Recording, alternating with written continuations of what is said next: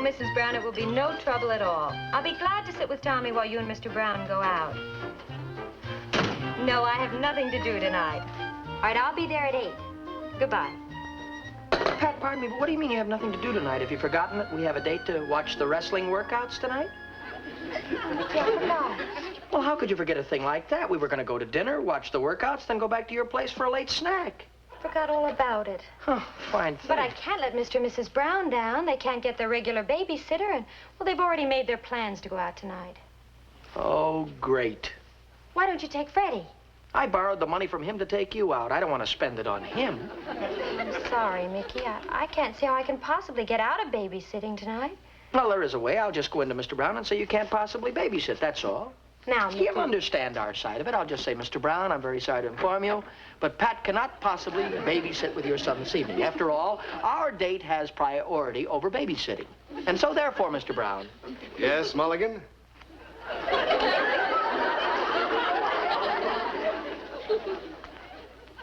You were saying, Mulligan. Pat'll be only too happy to babysit for you this evening, Mr. Brown, sir.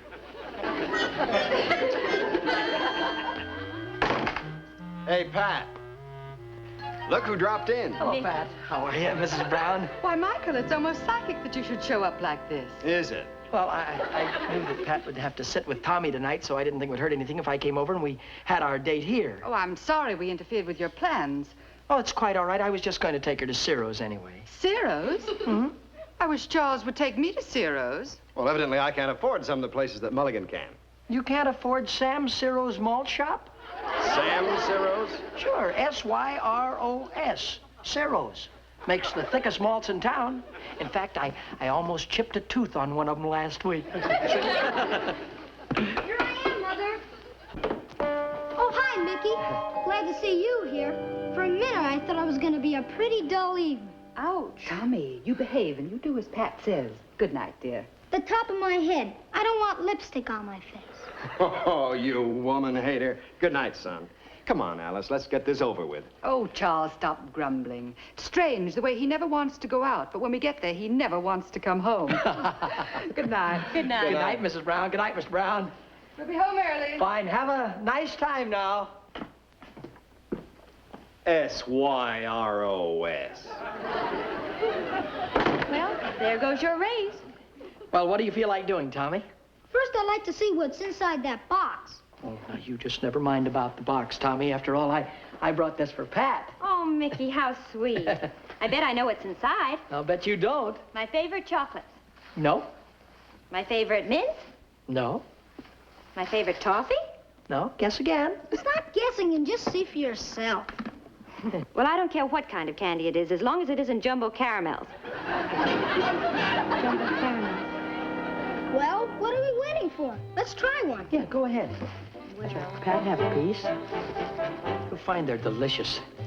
Mmm.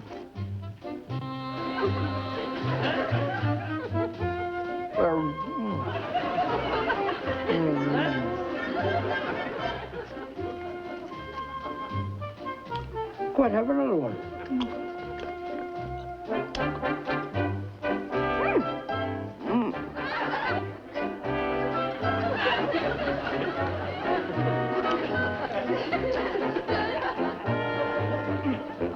Tommy, are you all right? Mickey, what have you done? He'll never be able to open his mouth again. Chew, boy, chew. Don't let it beat you. Just chew. What's that? Are you all right? Speak to me, Tommy. Speak to me. Listen. We can't let his folks find him in this condition. Wait a minute, I'll get his mouth open. Maybe you got some cleaning fluid? Oh, Mickey. Or maybe some hot water. Oh, I'll go in the kitchen, see if I can find something. I'm going to start. No, wait a minute. Just sit there, Tommy. Now, don't cry. If you don't cry, I'll give you a piece of candy. No, I mean, I won't give you a piece of candy. No, listen, I'll find something with it. Oh, here, wait a minute now. Wait a minute, boy. Here, no, just take it easy. Wait a minute now. Open the mouth. Mickey, I couldn't find anything to... Mickey!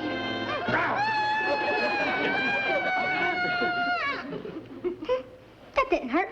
Oh, Mickey, what on earth? Tommy, are you all right? Why, of course he's all right. You know, no parents should be without one of these things. Let me see.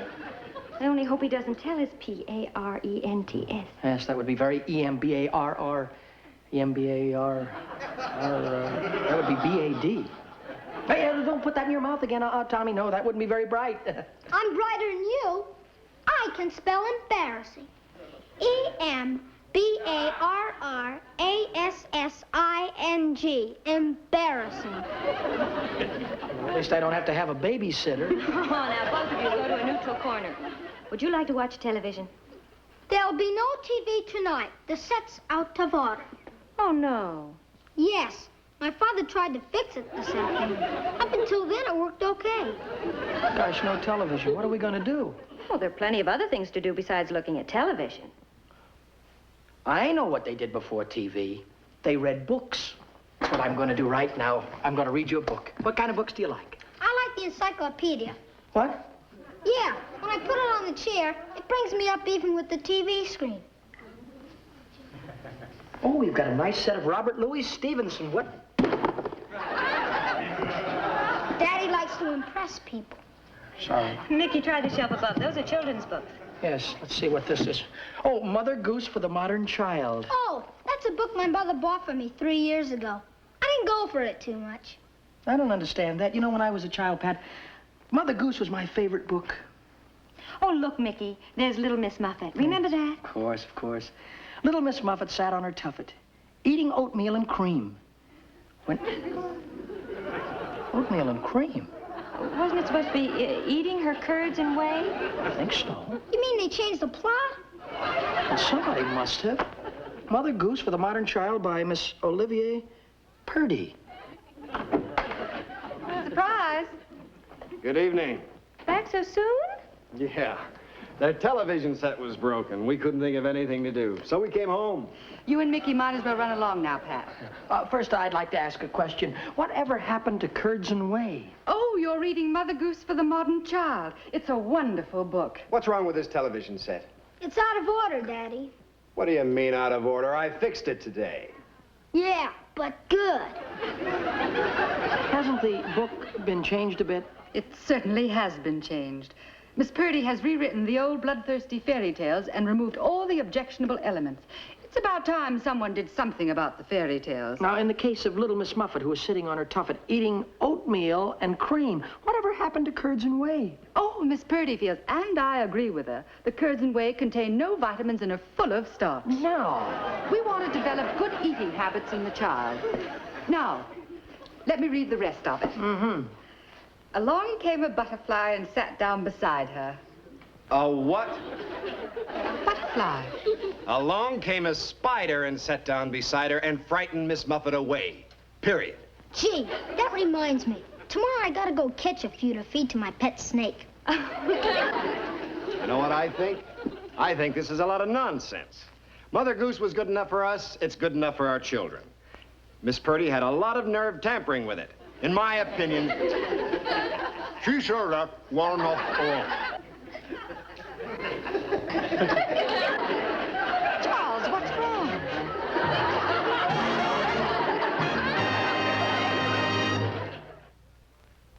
Well, what do you know? My favorite inlay. They were on sale. Hey, Mick. Oh, Mr. and Mrs. Brown.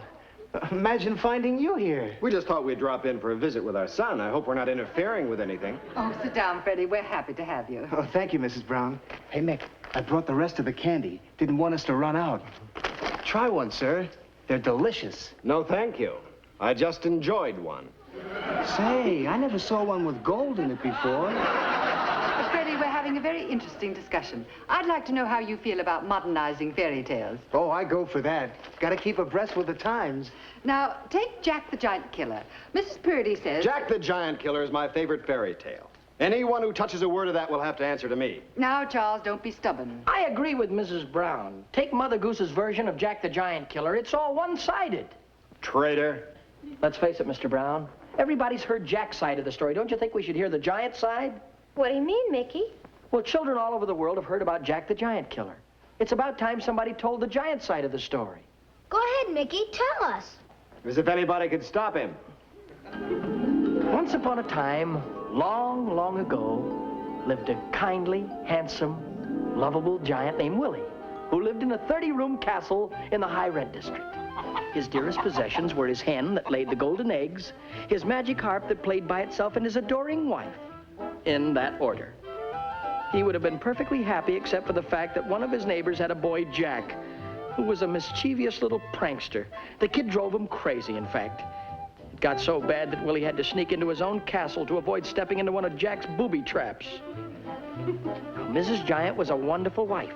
She kept everything in apple pie order except the apple pie. She just couldn't make a good one. But she was beautiful. 4 grains past 5. What on earth is keeping Willie? Oh, here comes Lamekins now.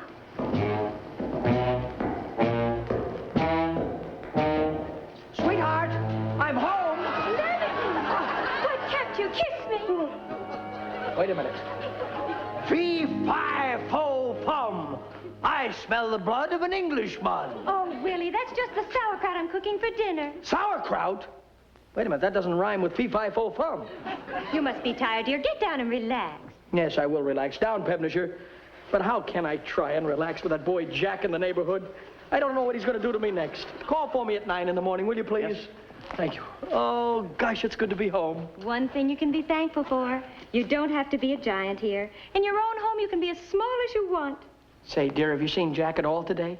Well, no, I haven't, Willie. Neither have I. You know what? Maybe he's going to leave me alone after all. Maybe he's decided not to try and steal my harp from my hen that lays the golden eggs. Oh, wait a minute. What's this? What's what? Oh, no. Beware. Jack. Oh, that kid is after me again. Ever since we moved into this neighborhood, he's made my life a nightmare. Oh, he might be hiding in this very room right now. Oh, now, Willie, calm down. You get jumpy like this every time you come home on the freeway. Let me get you a cool drink. Well, I know that boy Jackie's after me. Gosh, I thought when I made a deal with him to give him 1 egg a week that he'd leave me alone, but now he not only wants the egg, he wants my hen and he wants my harp, too. Now, there's no possible way that Jack can get into this room. I wouldn't trust it. Fee-fi-fo-fum. It's the incinerator. Hmm? Oh, incinerator. Sorry.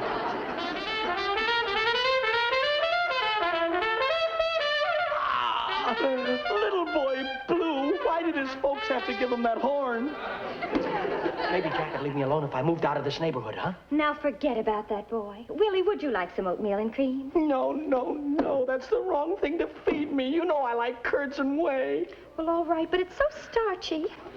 Oh, Willie, I have a juicy bit of gossip about Cinderella. You do? Do you know what time she came home from the ball last night? No, tell me. 12:15. Can you imagine? You know, maybe if I gave Jack 2 eggs a week, he'd leave me alone. But you know, there's something I can't figure about Cindy.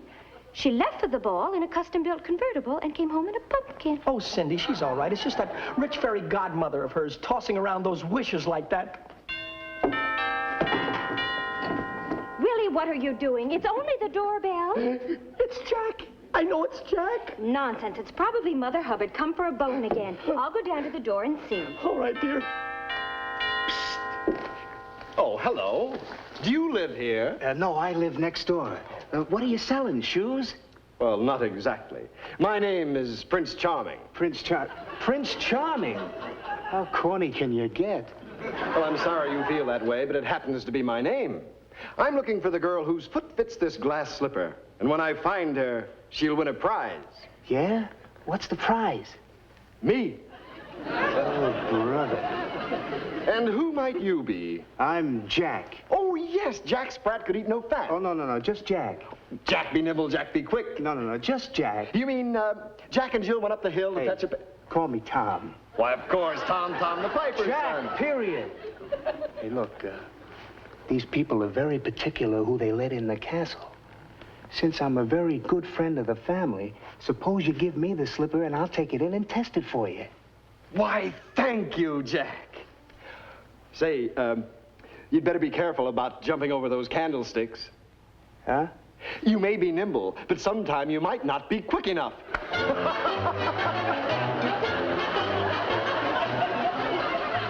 hope they don't recognize me.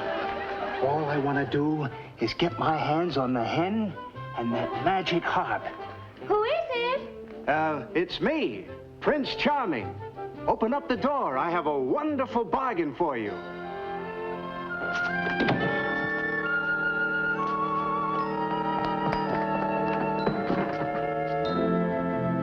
It's such a lovely glass slipper. I wish you had it my size. Would you mind if I tried it on again? Oh, not at all. Oh, thank you. Madame.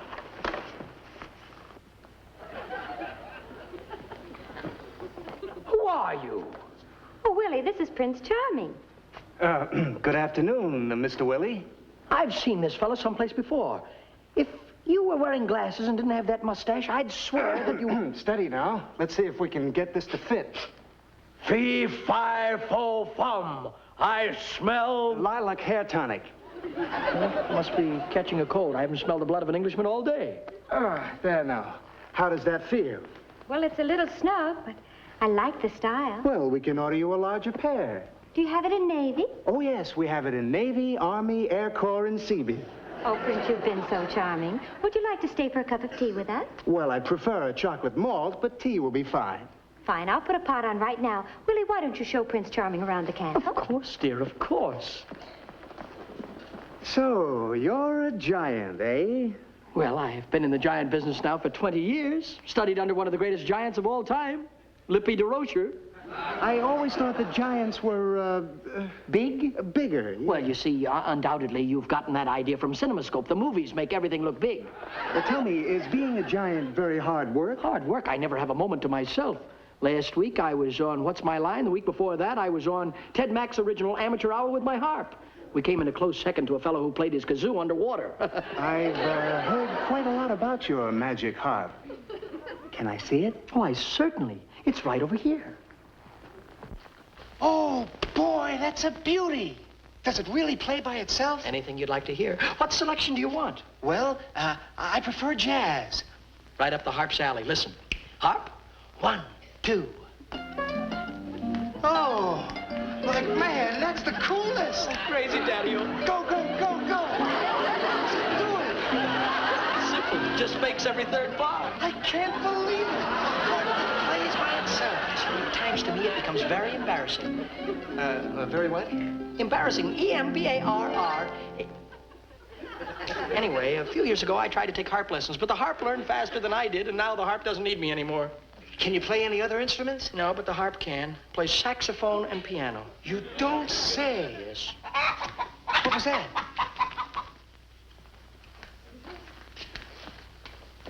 The hen that lays golden eggs. You're kidding. Kidding? I'll show you. Fort Knox, he thinks that you're kidding. Show him what you can do. 24-karat gold. Marron. Yeah, and that's not half what you can do. Fort Knox, show him what you can do when you put your heart into it.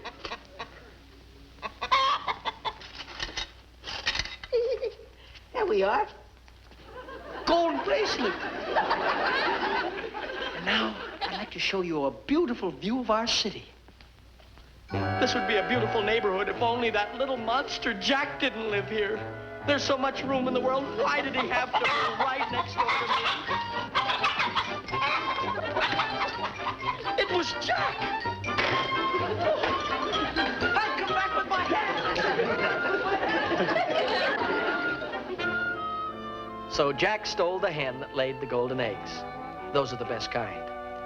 For all of you out there who have hens that lay golden eggs, you know what a terrible tragedy this was for Willie the Giant. You see, the hen was more than a pet. It was an annuity.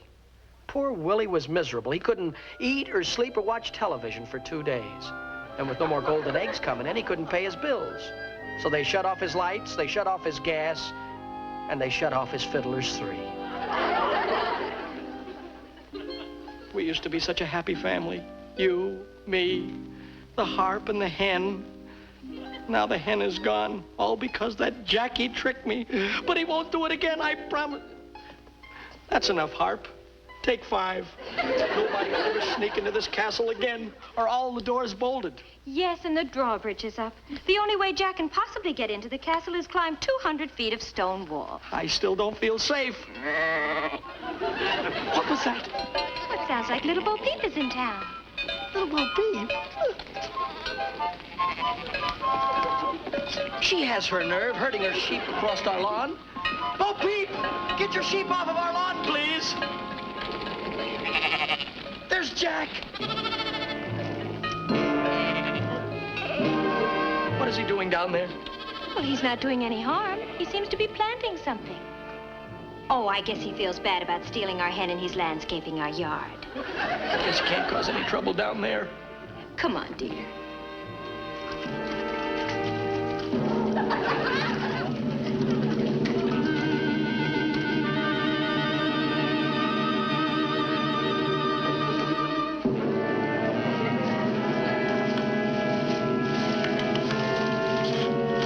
Now, Willie, try and get some sleep. Yes, I will, dear, I will. I'm so tired I haven't slept in 2 days. But now that I know that Jack is out there, I'll be able to rest better now. Yes. Sleep, darling. Sleep, darling. Sleep, darling. I will, honey, if you quit yelling in my ear. It's all right.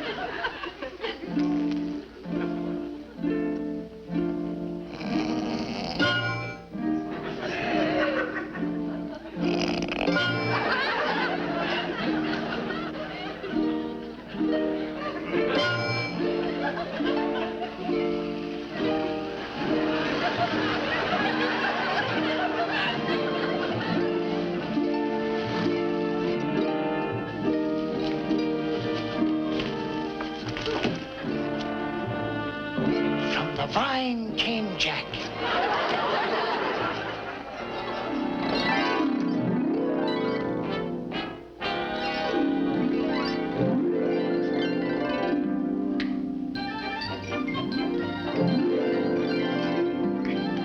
Stop thief! Yeah! Don't do it! But he's got my harp. It's the last of my prized possessions. Oh, no, Willie!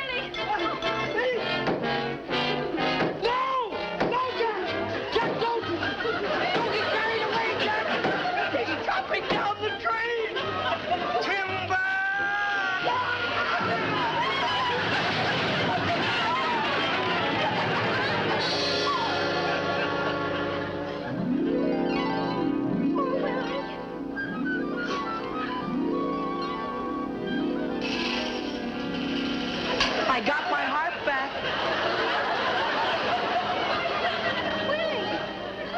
Willie! Willie Giant was happy because he got his harp back. Mrs. Giant was happy because she collected his insurance. But unfortunately for Jack, Fort Knox was so unhappy over the loss of his master that he didn't lay any more golden eggs. Just IOUs. That's the end of my story. You'll have to admit it's much better than the original version. Hey, why is everybody asleep? I'm not asleep. That set's not supposed to be working.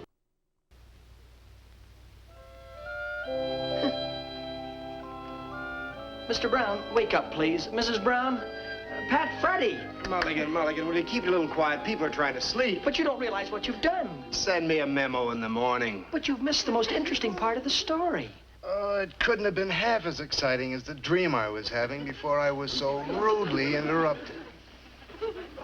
Well, if you'll tell me where you all went to sleep, I'll pick it up from that point and start the story over again. Mickey, you should have seen the dream I just had. It was about the giant, but he was a good giant. And Jack was a bad boy who stole a magic harp and a hen. But that was the story I was telling you about. Oh, no, Mickey. This is what I dreamed. This wasn't a big giant, but a small giant. And it looked just like you. You didn't dream it. I told you about it. And Prince Charming looked just like Daddy. And your wife looked like Pat. And the bad boy Jack looked just like Freddie.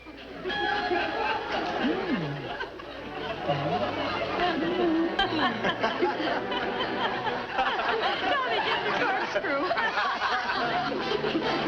Mickey Rooney will be back in just a moment.